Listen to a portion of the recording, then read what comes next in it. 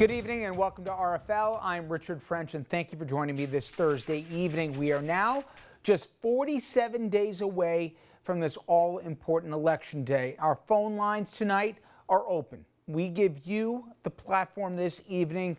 Obviously, a big part of this program is your take, and here's our question. How and for whom are you planning to vote as we are, as I said, less than a month and a half, basically, from the election? Our number, 38766 2428. The toll-free lines are open right now. You see the number. It also spells out to 888-RNN-CHAT. Now, if you'd rather send us your thoughts online, you can do that as well. Email us. Our address, rfl@rnntv.com.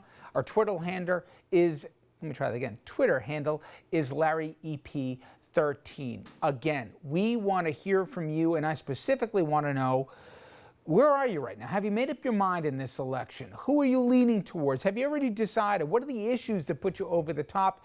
And are you going to vote in person? Are you going to mail-in vote? Are you going to do absentee? How's this going to work out? Early vote?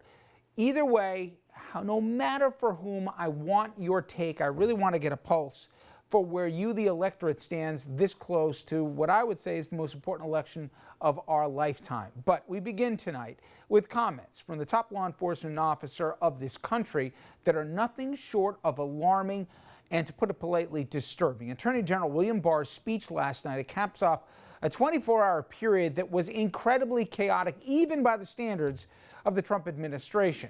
Take a listen to William Barr speaking at an event sponsored by Hillsdale College. Putting a national lockdown, stay-at-home orders is like house arrest. It's other than slavery, which was a different kind of restraint, this is the greatest intrusion on civil liberties in American history. Yeah, he went there, slavery. Then when he was asked about meddling in several high-profile cases that are politically charged, Barr, he decided to attack his own Justice Department.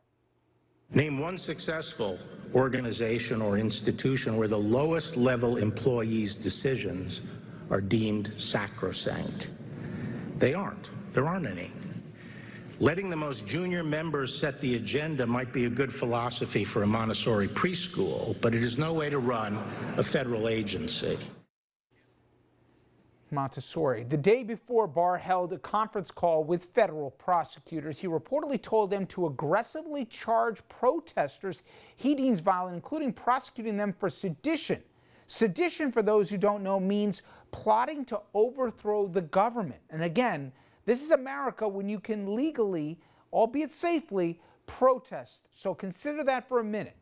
The government of the United States charging protesters with treason.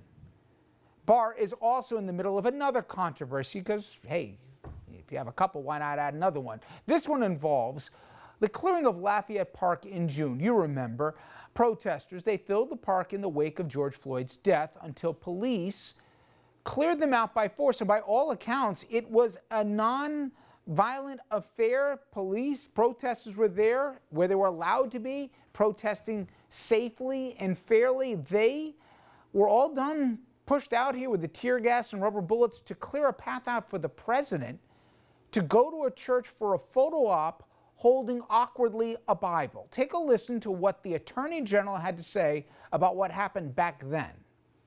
They were not peaceful protesters, and that's one of the big lies that the media seems to be perpetuating. 3 of my CBS colleagues were there. By the way, there was no tear gas used. Now, a whistleblower has come forward to refute what Barr said, and I should tell you, the whistleblower was from actually the government that was there on the ground that day, providing details about what the National Guard did. An Army major who was the senior officer on the scene, he testified to Congress that officials were stockpiling live ammunition and heat rays, I'm not making this up, to use on protesters. The major also said the protests were peaceful, and he confirmed tear gas was in fact used. Now, the Michael Caputo saga. Again, you can't make this stuff up. Just like Bill Barr, he was the spokesperson for the Health and Human Services Department, also talking about sedition. Caputo just took a leave of absence from his job after he delivered a rant on Facebook spewing conspiracy theories and misinformation. Before I play this bite here, this isn't some guy in the deck of his house after having one too many. This is the former spokesperson for the HHS. Take a listen. There are scientists who work for this government who do not want America to get well, not until after Joe Biden is president. Ladies and gentlemen, that's sedition. They are sacrificing lives in order to defeat Donald Trump. Ladies and gentlemen, that's sedition. He wasn't even done, not even close. The scientists, the deep state scientists, want America sick through November. They cannot afford for us to have any good news before November because they're already losing. Donald Trump right now, if the election were held today, would win. Not by much, and I want to talk about that for a minute, but he would win. And that's why Kamala Harris is out there talking like an anti-vaxxer. I know some people on my feed are against vaccines, and I encourage you not to get one if you don't want one. I encourage you to follow freedom to anywhere it leads.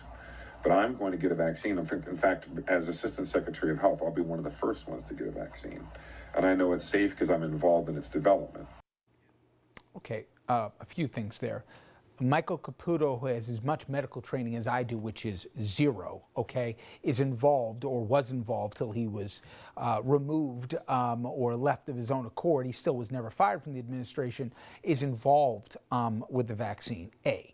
B, the president, if you remember, before he was president as a candidate, was talking about this conspiratorial connection between taking vaccines and autism. So the president was an anti-vaxxer, and now he's pushing this vaccine, which I hope works, and I fully support all of us taking so that we can do it. But the idea that it's not being politicized, I think we'd have to be naive at this point not to be skeptical.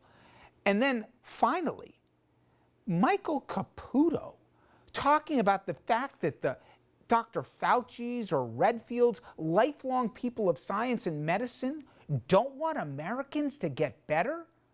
If that's not chilling the scope of the lying, I don't know what is. And here's maybe the most frightening part. This isn't some loon just going off on a rant. He is echoing what the president has been saying. Trump, he sent a tweet saying that there is a deep state at the FDA and they're delaying a vaccine until after November 3rd instead of focusing on saving lives. Complete, utter nonsense and lies. The president is also continuing to marginalize the scientists and also flat out contradict them. That includes Dr. Robert Redfield. Now, he is the head of the CDC, and here is the doctor testifying on Capitol Hill just yesterday. This face mask is more guaranteed to protect me against COVID than when I take a COVID vaccine. If you're asking me when is it going to be generally available to the American public so we can begin to take advantage of vaccine to get back to our regular life, I think we're probably looking at late second quarter, third quarter, 2021. So you can imagine the president didn't like hearing masks protect you and this vaccine, which nobody thinks will really be ready in the next month, Lord knows. And even if it was to be efficient going through the protocols, it would take at least an additional 7-8 months until the stockpile's enough to get out to at least enough people in this country to have a herd immunity. Well, after the president heard that, he then said this during his briefing.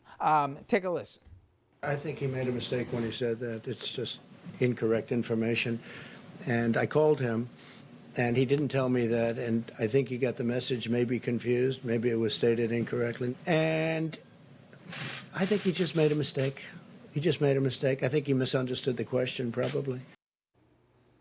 No, he understood the question, and the president was lying that he told him he misspoke. After the hearing, hearing what the president had to say, Redfield, he sent a tweet reiterating the importance of wearing a mask and developing a vaccine. All right. With all that as a backdrop, I want to bring in our first guest, Senator Mark Warner, Democrat from Virginia. He's vice chairman of the Intelligence Committee. Let's start with our Attorney General. What he has said about and what we've learned about Lafayette Park, what he considers protesters to be the equivalent of sedition, how he's attacked the Department of Justice, how he's equated here the idea of quarantining with slavery. Again, he's the Attorney General. What do you make of those remarks? Well, Richard, I didn't vote for Bill Barr, but I thought when he got in that he would have been a traditional establishment Republican. And any sense of that he would put rule of law above political interest, completely gone. Each of these times he kind of follows in Trump's footsteps.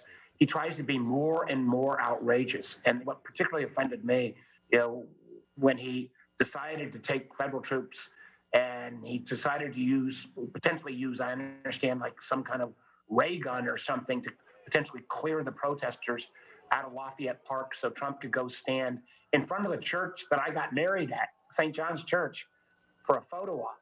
And then these comments to completely dismiss all the career professionals who've worked under Republican and Democratic administrations and just dismiss them out of hand. I mean, what kind of morale do you think is at the DOJ today, where this Attorney General is not about protecting the laws of the United States, but clearly is just a Donald Trump political foot soldier? This is the kind of this will do long-term damage. You've got 3 kids like myself, I understand. I've used this platform to try to push back on anti-vaxxers, but with what played out between the president and the head of the CDC, legitimate people can say, and I have a hard time pushing back, that how will I know when the president magically says right around Election Day, if not before, I've got a vaccine, take it, that people should have confidence it hasn't been politicized. It's just crazy the attacks on medicine and science we're doing here. I have a hard time telling people, trust the president. I think when we've got the vaccine and hopefully Donald Trump in the rearview mirror, we need to do a deep dive on what happened to the CDC. The CDC always was the gold standard for America and for the whole world. And it seems to me repeatedly, CDC has stumbled. And what is clearly happening, and we saw yesterday, the idea the President of the United States is calling the head of the CDC and trying to lecture him about not telling people to wear masks or somehow to speed up the vaccination process. I've seen as recently that literally 60% of Americans are not sure they're going to want to take a vaccine, at least initially. Listen, I believe in science. I believe that appropriately researched vaccines are part of the solution to COVID. But to have this politicized, and as you indicated, if this suddenly miraculously pops out the 3rd week of October, I think people have got a legitimate question to say, can we trust this? And the damage that will do to Americans' lives, the damage that will do longer term to our economy in terms of ability to reopen, the damage that will do to people's basic faith in our healthcare system overall, this is so much more important than any single particular election of any individual, including Donald Trump. 4 years ago, I knew we were going to have a unique experience after the election.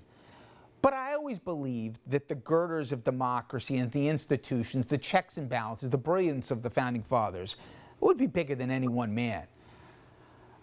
And I don't like when people do the hyperbole, but I wonder, do you wonder, and I'm also curious, when the C-SPAN cameras aren't on, the mics are dead, and you talk to your Republican colleagues, are they afraid that stuff that sounds dictatorial, if you give it 4 more years of an imprimatur, what this country could look like? I think there is legitimate, serious concern expressed by colleagues on both sides of the aisle. I do hope we will all take a deep breath. I hope we'll all take a deep breath and realize we may not know the victor on election night. And that doesn't mean anything's wrong with the system. It just means we're going to have a lot of people that are going to be voting in different ways, early or absentee. I hope and do believe that serious people in government will realize our democracy is being tested and that we have to adhere to rule of law and the will of the people. Part of the crazy thing, and my business was in technology before I was involved in politics, and in many ways the internet has brought about great positive change, but boy, oh boy, it is the internet as a platform, and unfortunately some of the social media companies are the biggest perpetrators of disinformation in my lifetime. And whether it's, QAnon or some of these other completely outrageous theories where people get this constant reinforcement that those are facts and that, whether you're anyone else speaking difference, there's no fact-based reality. That really does, Richard, undermine the tenets of our democracy, because at the end of the day, our democracy is based upon the presumption that first and foremost we're Americans, and even if we disagree with each other, that idea that we're Americans first takes precedence over our particular political views. And if the majority says X, we're going to trust the majority not to take advantage of us, and that at the end of the day, our leaders will at least try to tell us the truth, as we've seen with the COVID virus. With this president, his blatant willingness to disregard the truth around COVID or disrespect our military, and the list goes on. And I fear that some people are in such an echo chamber. I mean, what was the old political statement? Y'all always got your right to your own opinions, but you ought to have your own right to your own facts. We've suddenly entered into this twilight zone where it appears for many Americans, facts don't matter. And I hope and pray that and I think a lot of my Republican colleagues get that. Senator, I appreciate it. Thank you so much for the time. Thank you, Richard. Okay, you heard from a senator, and I think you don't have to read between the lines. He's concerned where we are right now and where we could be in 4 years if the status quo prevails. But either of the two men on the screen, if you're going to vote for either one, I want to hear from you tonight. I also want to know how you're planning to vote. Obviously, we're dealing with the middle of a pandemic. There's real health concerns. Are you going to vote via mail? Are you going to vote early? Are you going to vote in person? And what is driving your decision? And are you still unbelievably on the fence? Wherever you fall, I want to hear from you. You see the toll-free number on your screen. We're going to get to your phone calls, your reaction straight ahead.